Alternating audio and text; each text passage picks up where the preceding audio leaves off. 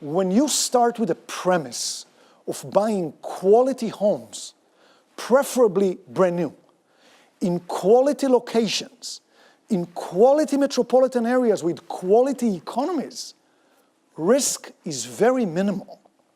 Single-family homes fulfill a basic needs, especially for families. They provide a place to live. Yet, about 35% of the US population are renters. That is over 110 million people. We don't lack for renters in the right markets. And the rental markets are very strong.